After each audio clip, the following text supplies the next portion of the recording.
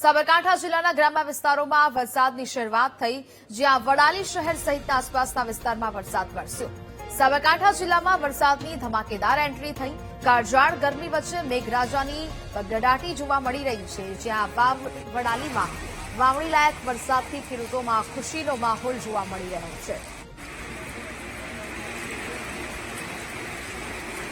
કાળઝાળ ગરમી અને અસહ્ય બફારા બાદ હવે વરસાદની શરૂઆત થઈ છે, જેને કારણે વાતાવરણ ઠંડુગાર બન્યું છે અને લોકોને ગરમીમાંથી આંશિક રાહત મળી છે। વડાલીમાં ધોધમાર વરસાદની શરૂઆત થઈ, વાવણી લાયક વરસાદ થઈ રહ્યો છે, જેને કારણે ખેડૂતોમાં ખુશીનો માહોલ જોવા મળી રહ્યો છે। કાળઝાળ ગરમીથી પણ લોકોને રાહત મળી છે।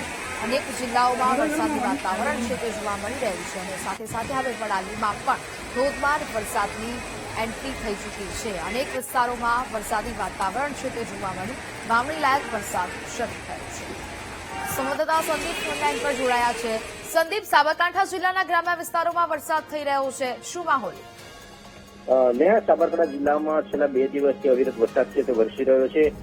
ખાસ કરીને ગત રાત્રિએ ઈડર, હિંમતનગર, વડાલી સહિતના ગ્રામ્ય વિસ્તારોમાં મેઘરાજાની ધમાકેદાર એન્ટ્રી થઈ હતી અને ખૂબ સારો વરસાદ પડ્યો હતો। વાવણી લાયક વરસાદ થતા ખેડૂતોમાં પણ આનંદ છે। ત્યારે આજે વડાલી શહેરમાં અને આસપાસ ગ્રામ્ય વિસ્તારોમાં મેઘરાજાની ધમાકેદાર એન્ટ્રી થઈ છે। સતત ભારે વરસાદ પડી રહ્યો છે। કાળઝાળ ગરમીથી વચ્ચે મેઘરાજાની બેટિંગથી શહેરીજનો તેમજ સ્થાનિક લોકોમાં રાહત મળે છે।